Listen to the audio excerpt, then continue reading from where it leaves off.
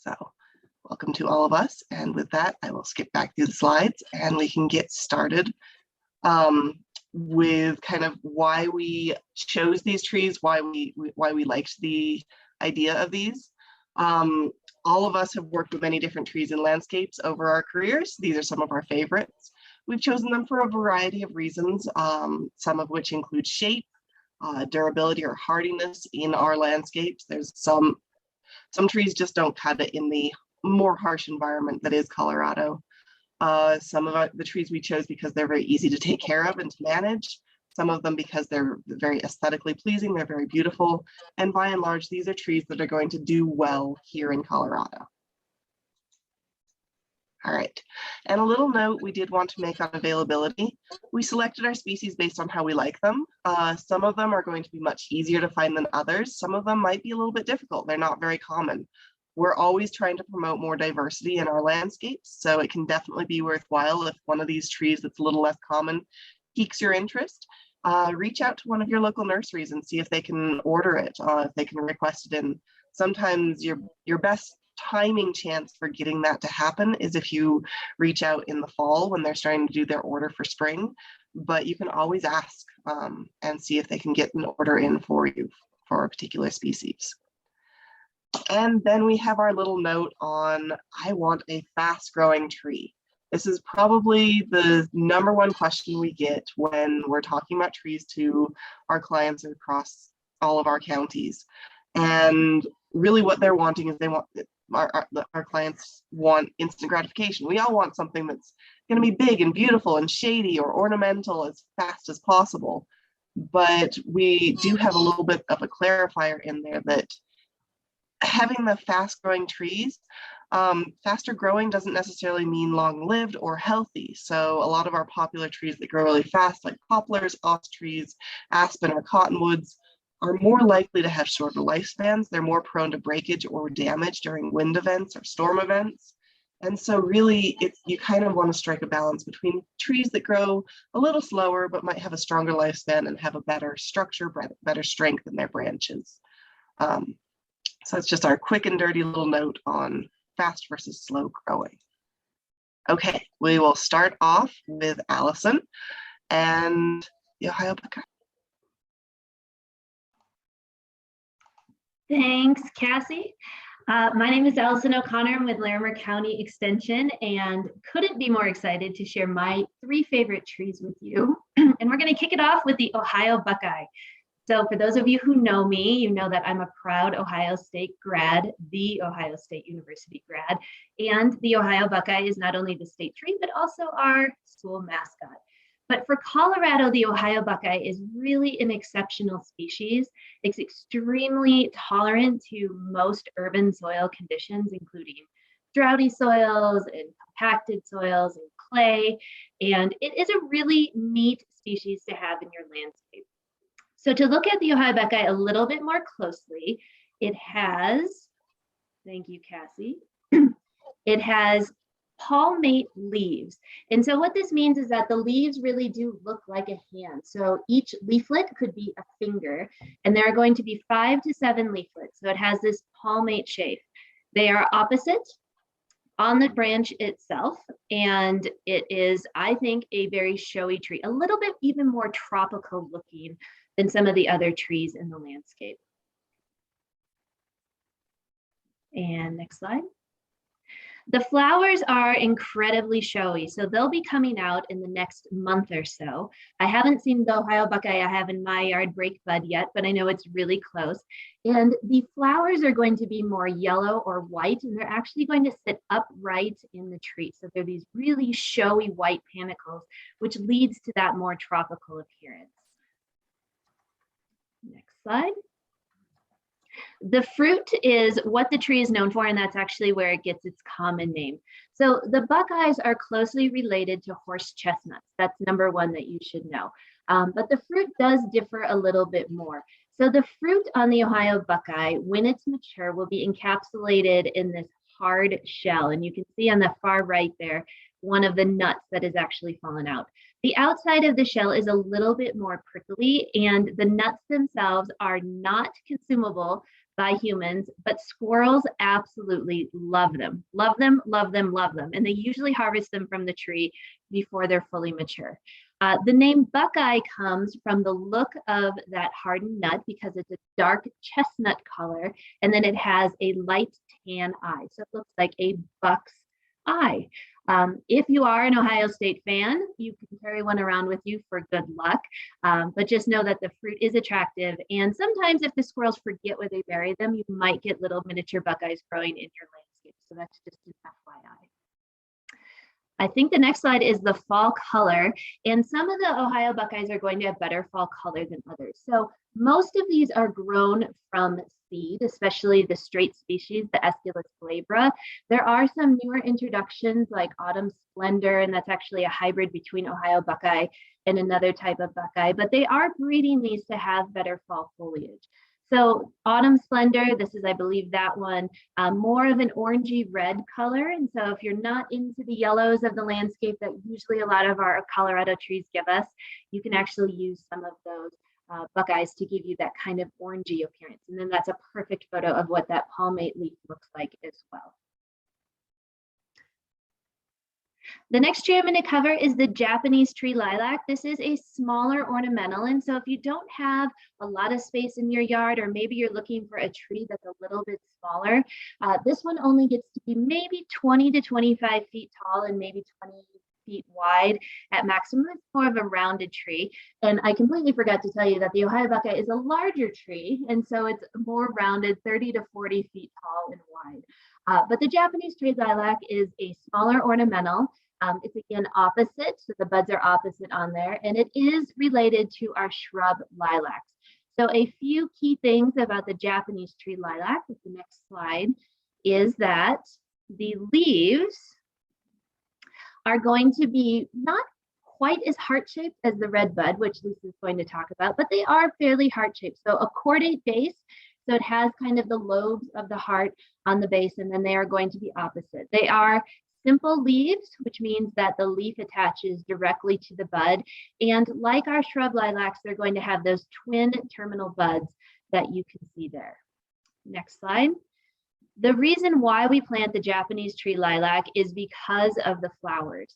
And these trees do bloom later on in the spring than our shrub lilacs. So the Japanese tree lilac is going to be in full bloom in late May to June.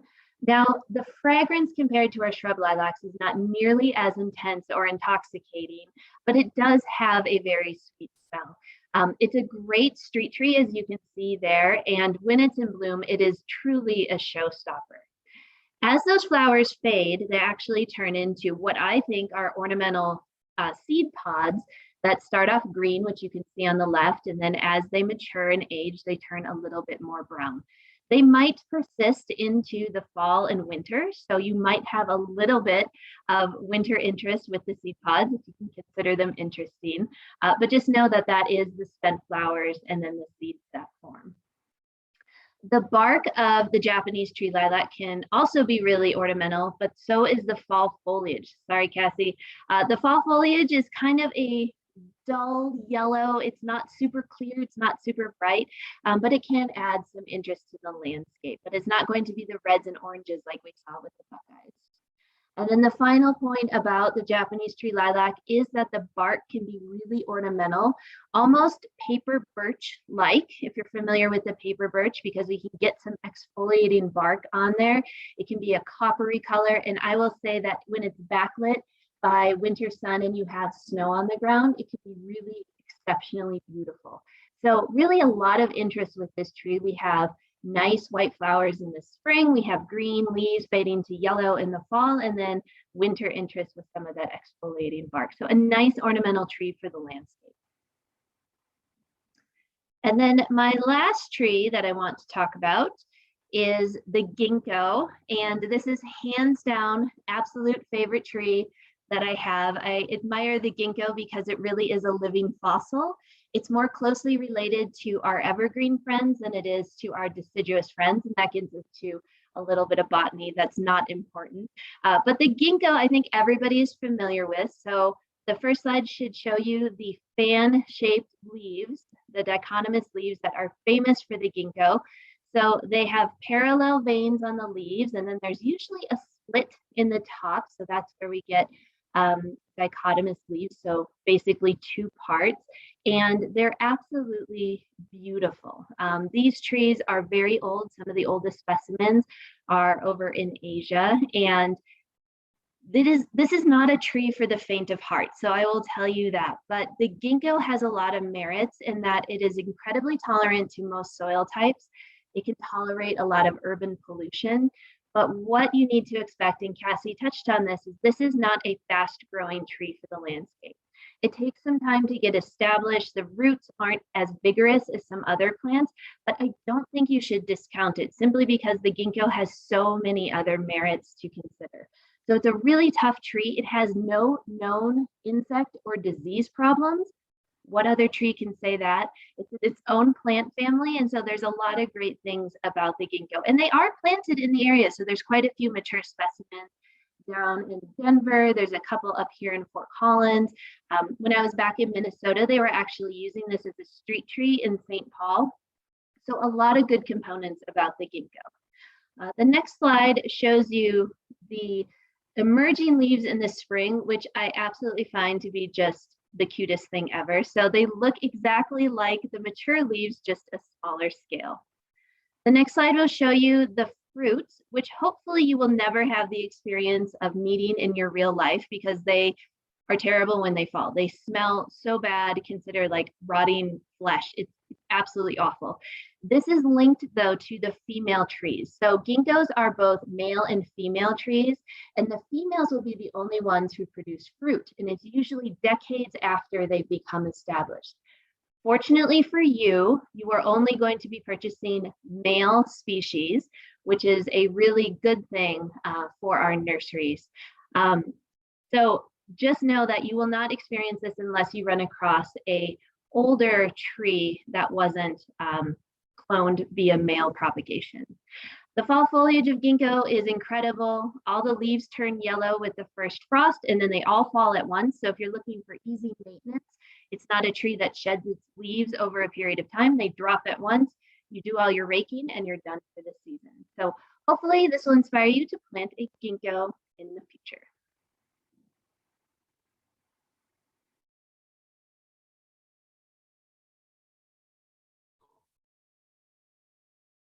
Okay, so next I get to talk about my favorite 3 trees. And if you know me, you know I love pollinators. So my favorite trees are all pollinator magnets. And as I was getting ready for this talk, I realized that all 3 of these trees have heart-shaped leaves. So kind of a fun fact there. The first tree is the Catalpa, Western or Northern Catalpa. These are giant leaves, whorled or opposite, and they're simple, meaning they're directly attached to the bud on the branch, and then they're also heart-shaped. The flowers are big, showy, and they're on a panicle, meaning those flowers are kind of on a branch, and they typically start flowering in June. This tree in my mind looks very tropical because the leaves and the flowers are so big and showy. When the tree goes to seed, it's a long capsule. It looks like a long string bean, and those capsules can be 8 to 20 inches long. They generally persist throughout the winter. They'll start falling, throughout the fall and winter and even spring. This tree, the leaves turn yellow, green to brown, but this isn't a tree to plant for fall color necessarily. Like they do turn yellow, they start to fall, but it doesn't produce the big showy fall colors. One great thing about this tree is it can withstand all kinds of soil conditions, including Colorado soils. So dry or alkaline, it can be very drought tolerant, and it can survive in sun or part shade. Next slide. So look at those giant heart-shaped leaves, and they can get pretty big. Next slide.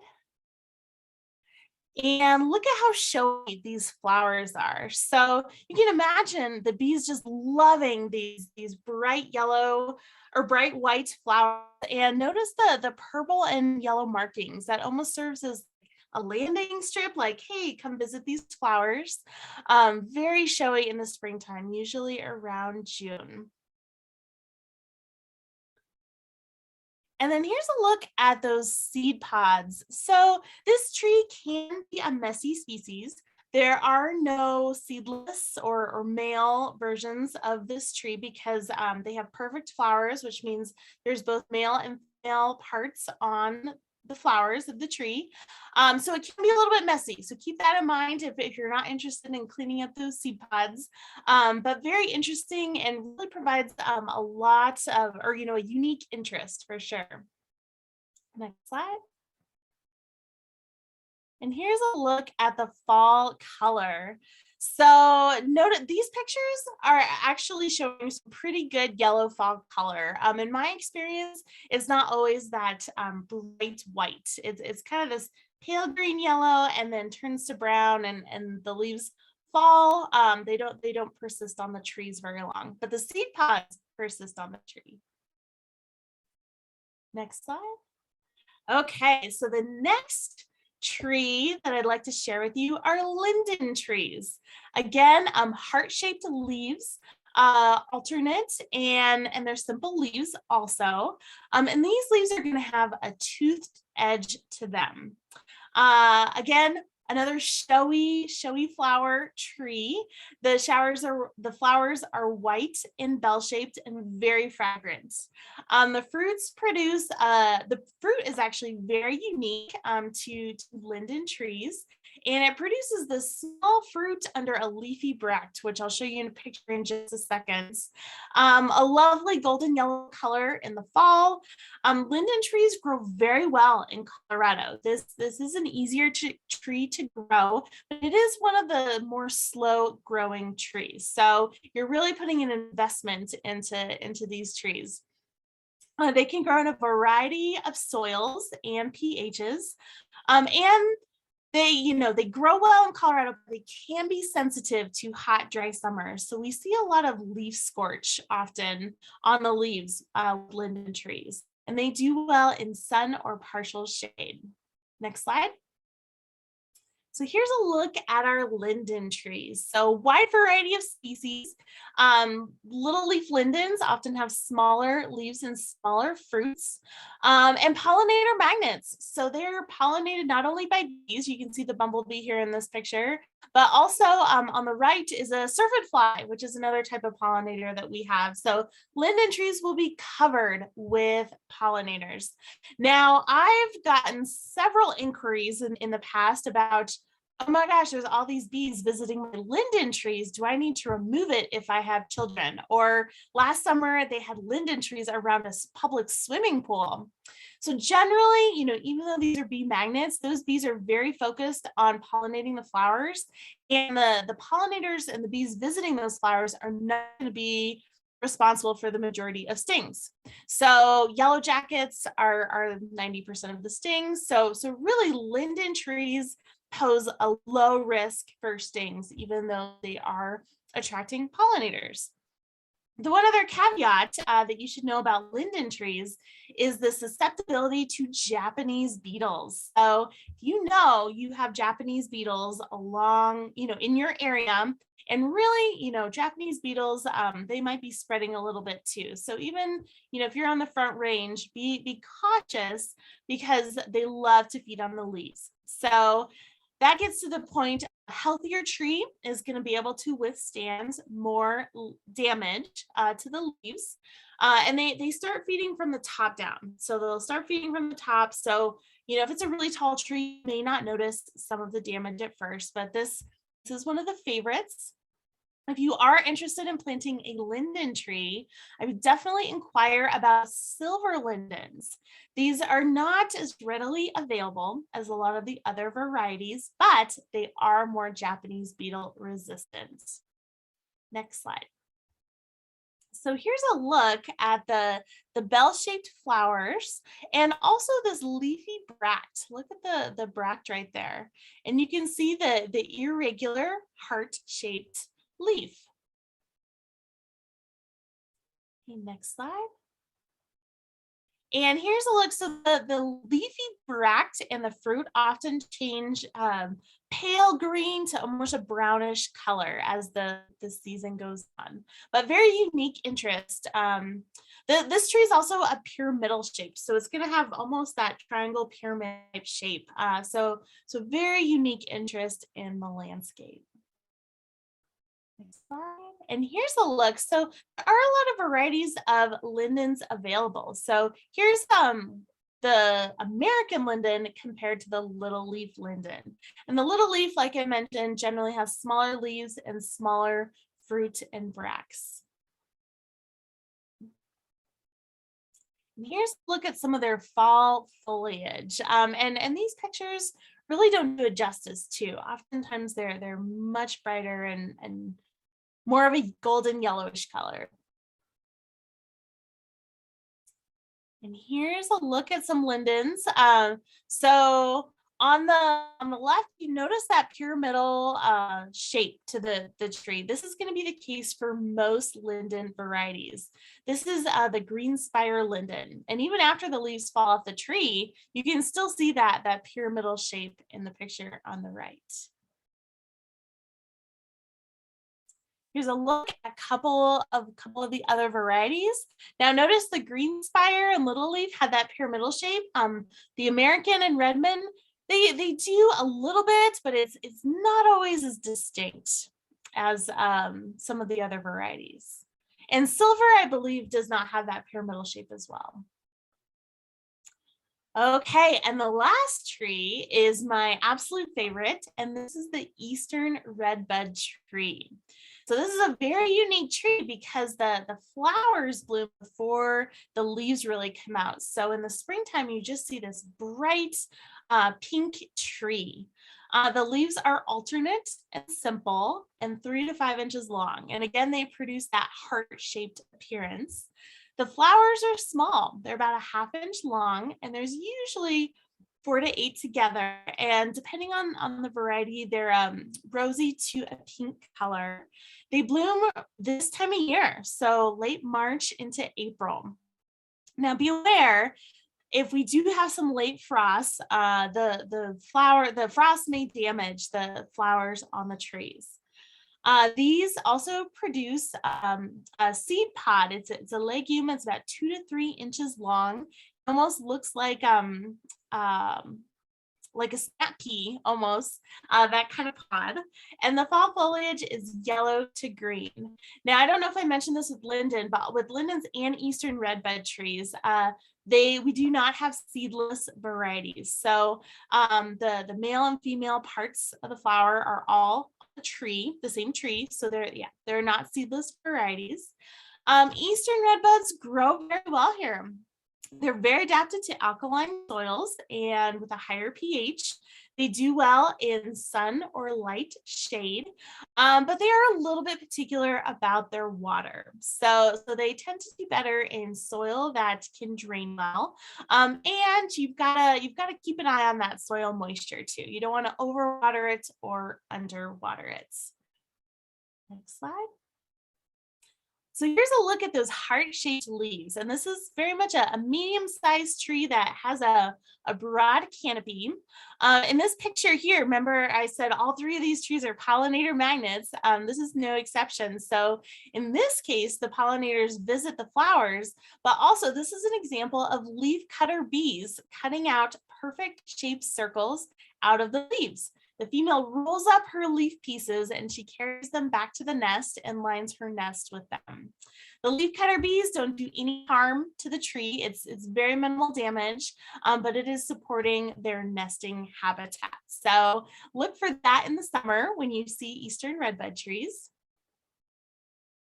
And here's a look at the flowers. They're just this brilliant pink color right now. Very small flowers too. Next slide. And here's a look at those seed pods. They almost look like a snap pea almost. So again, it can be a little bit messy, but not too bad. And here's a look at the fall foliage. So notice you've almost got the whole color spectrum of yellow, orange, and green on those trees. It kind of reminds me of, the eastern part of the United States, when all the trees are turning. Very, very good fall color.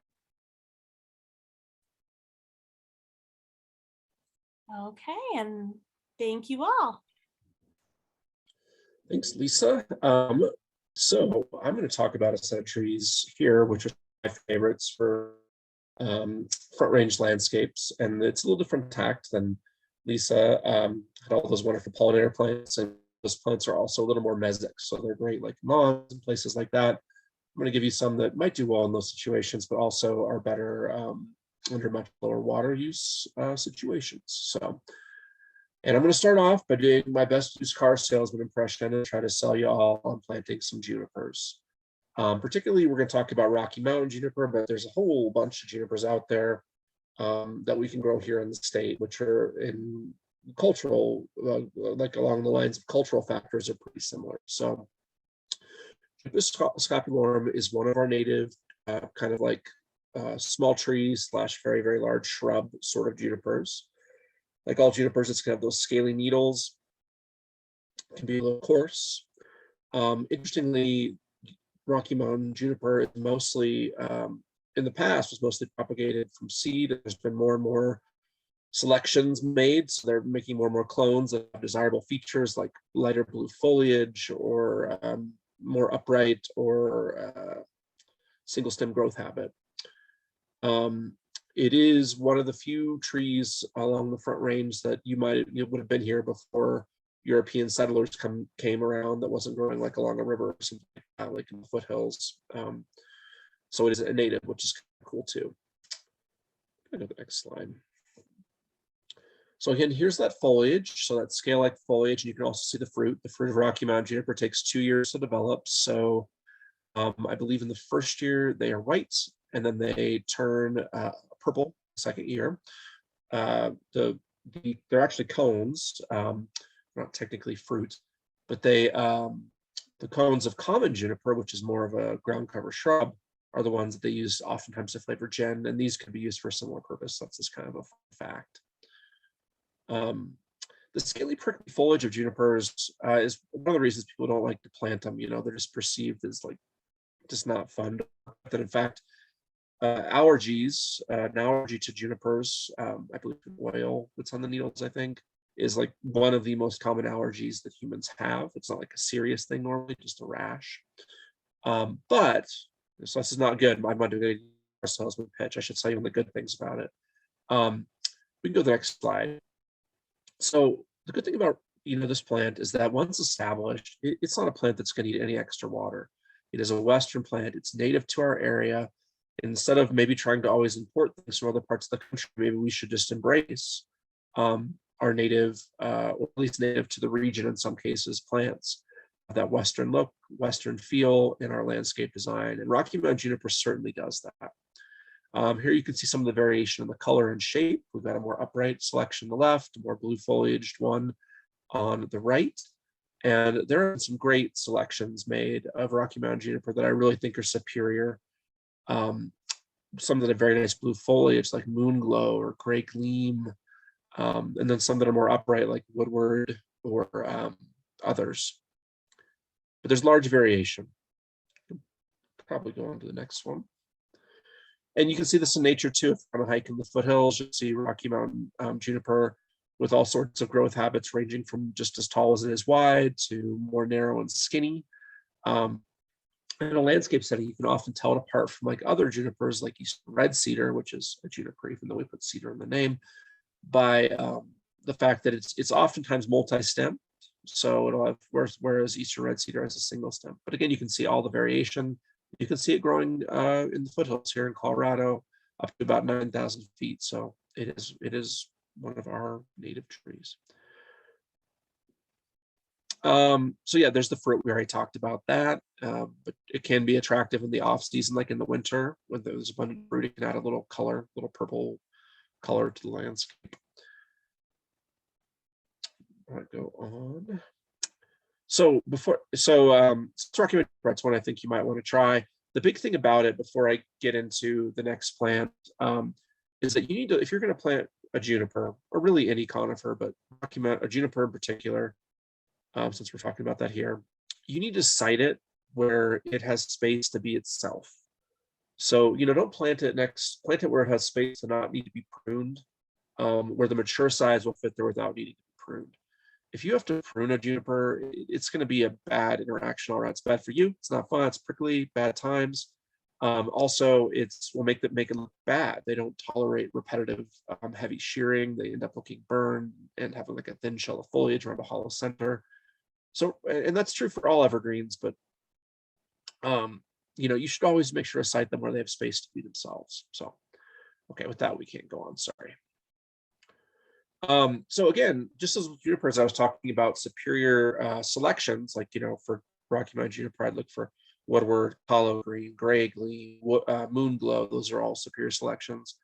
I want to talk about a selection of sugar maple. So you might be familiar with sugar maple from the Northeast in the fall when there's beautiful colors that everyone makes the pilgrimages to see. And, you can see just plain sugar maple here growing along the Front Range. It's planted sometimes, but our hot, dry summers, our, wind, our soils all lead to issues with plain old regular sugar maple. So we can probably go forward and look at some of the pictures of it here while I talk. So I'm going to show you some pictures of sugar maple, but what I want to talk to you about in particular is this little subpopulation of sugar maple growing in Caddo County, Oklahoma. So on this map, the green area is the normal range of sugar maple. But if you look up there in Oklahoma, there's a little subpopulation of them growing in these kind of limestoney hills in Caddo County, Oklahoma. So it turns out that trees selected from the sugar maples in this area are actually better adapted to conditions in Colorado. Of course, it's Oklahoma, so it's hot. If you've been there in the summer, they've got those more alkaline soils like we have here along the Front Range. It's dry, so hot, dry, alkaline soils. That's the conditions these trees are growing in. And that's the conditions we have here along the Front Range. So, about maybe now 15, 20 years ago, there was some selections made where they took cuttings from these trees and propagated them. And now we have a whole variety of these Caddo sugar maples that we can grow here along the Front Range. The most famous of them, the first one was called John Parr, and that was like the scientific name, and then it's just called Caddo maple by marketing, but there's also other ones out there as well. So I think we go forward and see some of the pictures. So this is the first one. This is John Parr.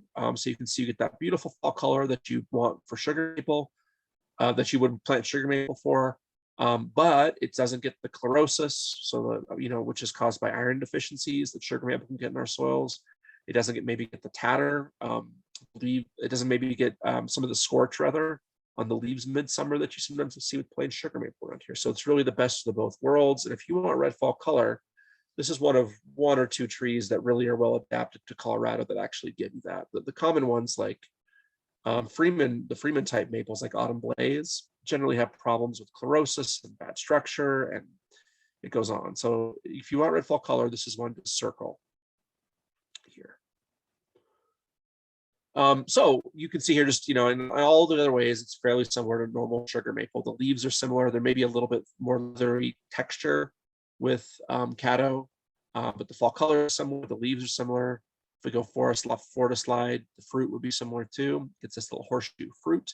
So maples all have what we call samara fruits, and they're all double samaras. So samaras are winged seeds. So it's two winged seeds. These, kids can play helicopter with.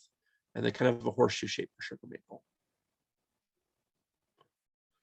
So there's the fall color of normal sugar maple, very similar to John Parr, maybe a little less red, but also you get some oranges in normal sugar maple.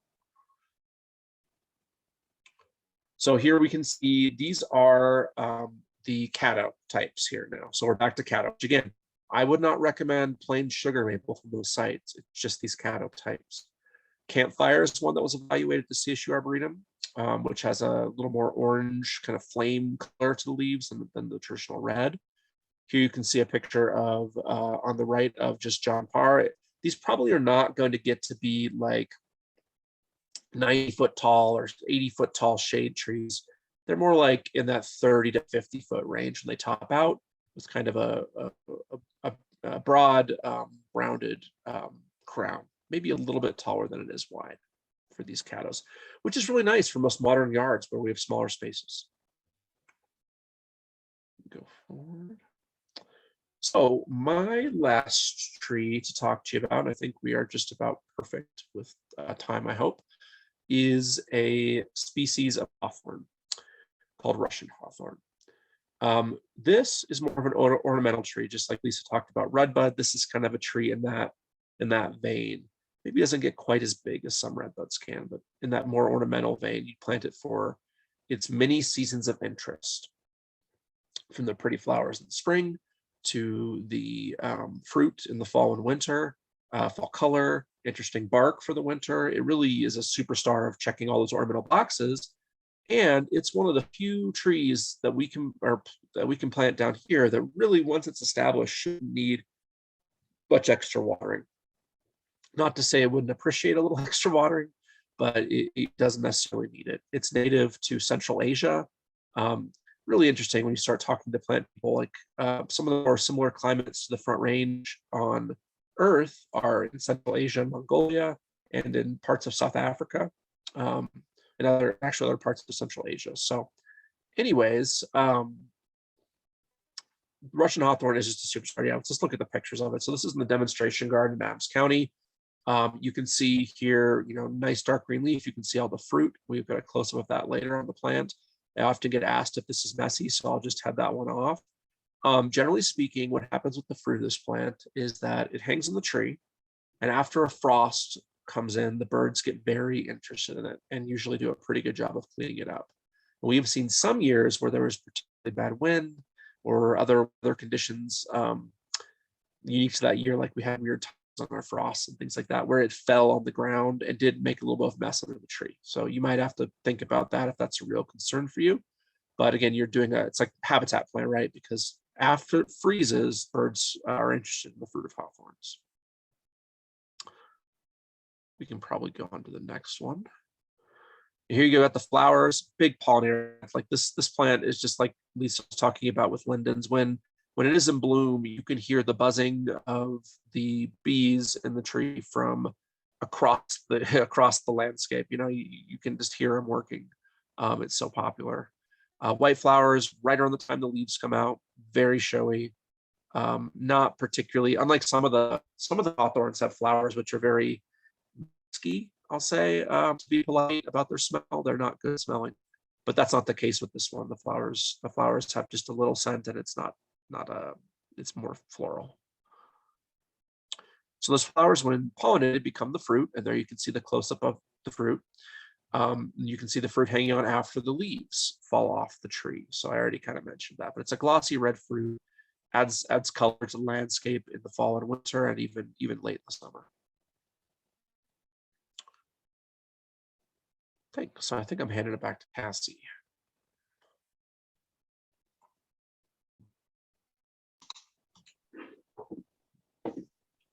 Yes, thank you, Eric. All right, I will get started on mine, and hopefully I will get through soon enough so we can let you ask a few general tree questions as well. But my first tree is not a traditional favorite tree. This is one that's really tough. So if you have a space that's difficult and you really want something that's going to survive well, common hackberry is a great choice. They have simple leaves that are often most easily identified by a pest, which I'll show you, which is called nipple gall.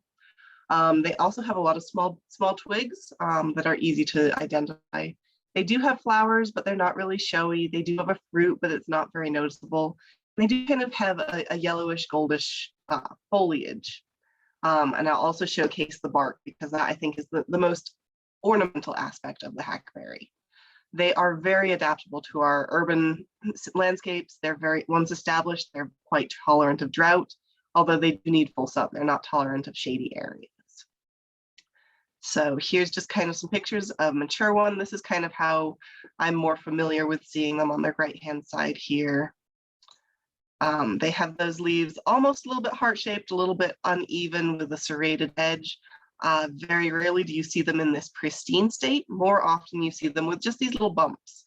This is the nipple gall, which is not a harmful thing for the tree at all. It's a cosmetic issue. So it's not something that you need to worry about treating for or preventing. It just is something that the tree will live with and survive with just fine. So try and think of it as an extra ornamentation or something like that. Because it's not going to be harmful or problematic for the health of the tree.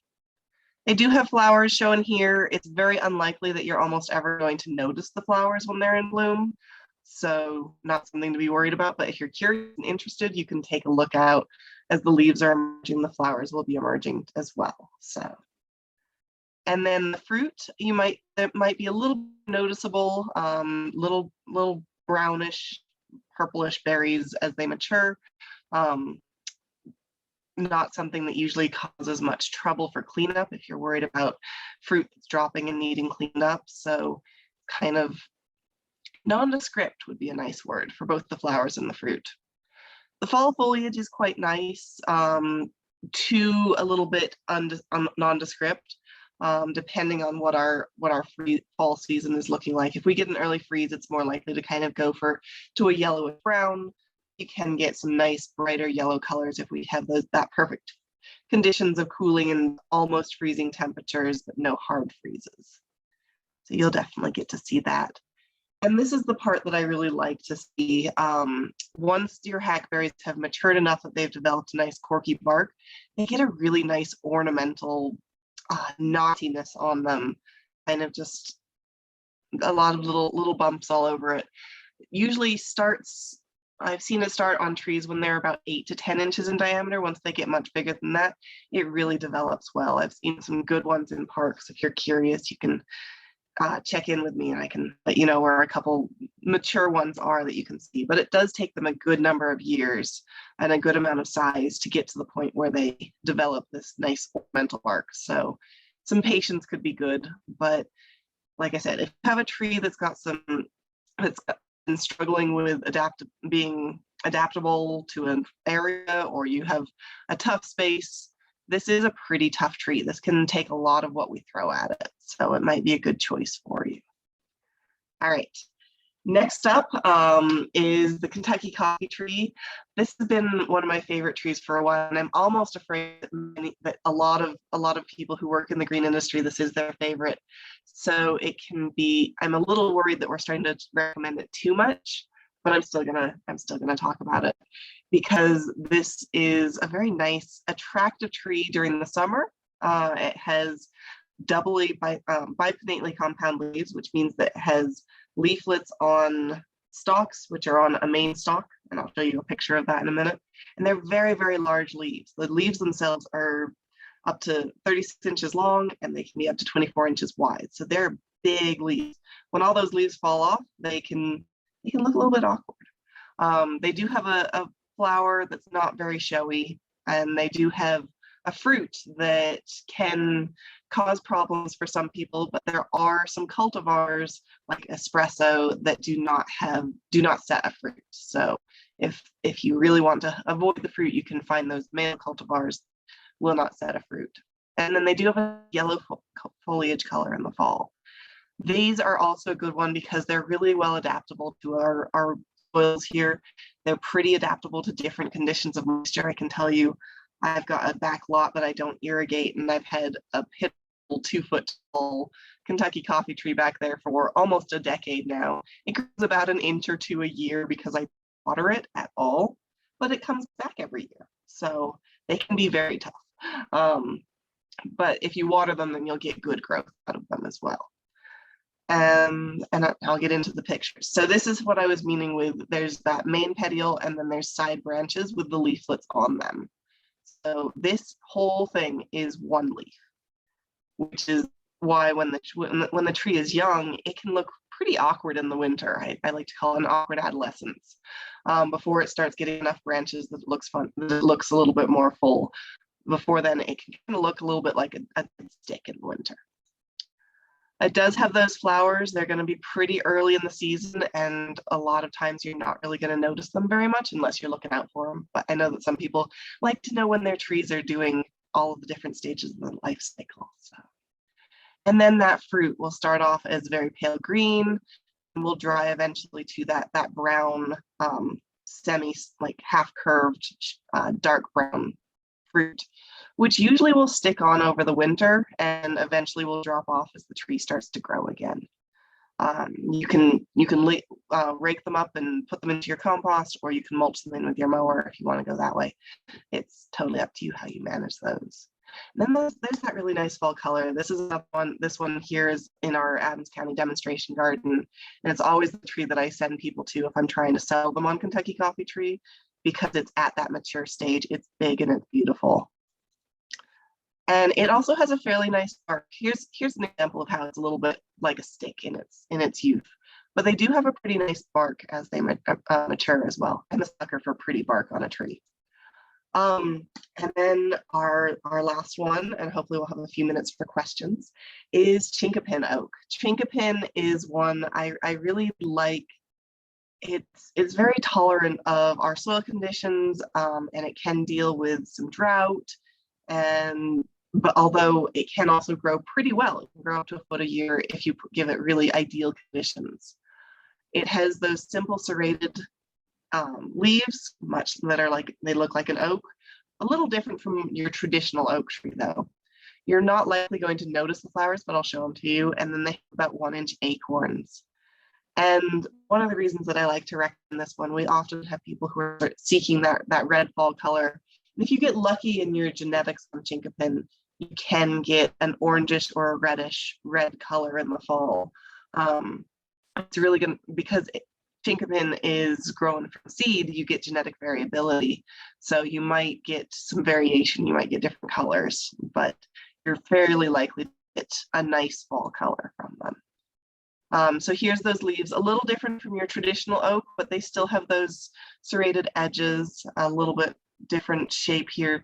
The leaves aren't always exactly the same. We have two side by side at our office, and the leaves even do look a little bit different on there, so or between those two trees. Here's just a look of how they look as a tree. They do tend to have a fairly strong central leader, but some pruning can still be useful just for overall structure and shape. Here's that acorn, or the fruit, the acorn. I haven't seen many acorns. Most of the chinkapin I know of are still pretty young, so they haven't started producing much in the way of acorns yet. And then there's that fall foliage. This is my tree. I got lucky and I get that really deep red color in the fall. So it can be a really pretty and aesthetic choice. Okay. I tried to blast through those a little bit so that we'd have a few minutes to open up the Q&A for questions. We can get all of our panelists back up and answer some questions if there are things coming in. Thank you guys so much.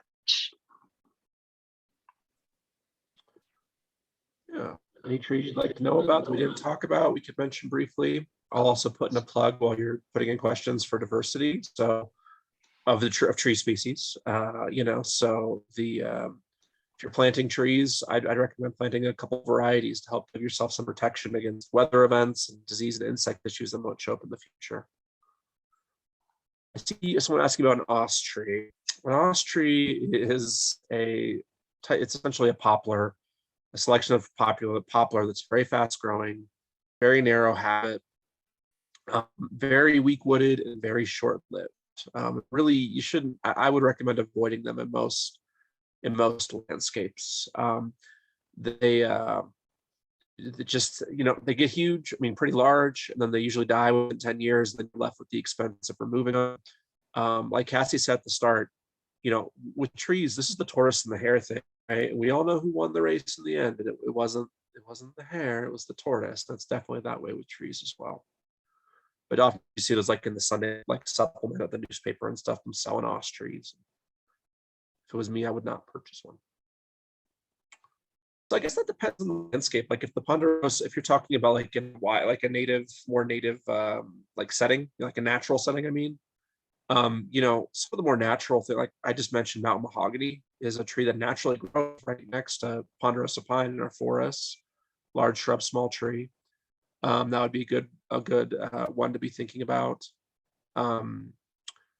Geez, what else? Scrub oak, or gamble oak is the name for the, like Cassey mentioned. No, but do be careful with gamble oak because it does sucker. So you needs to have, you know, it needs some space. What else would go? I mean, ponderosa pine's a pretty, I would say, I mean, you get a lot of things you compare to ponderosa pine that are going to look okay. A tree I didn't mention that was in the list I linked that you might think about is Monzano maple. It's a selection of big tooth maple that's more tree-like that looks great in native landscapes. Redwood, yes, you can grow redwoods here in Colorado.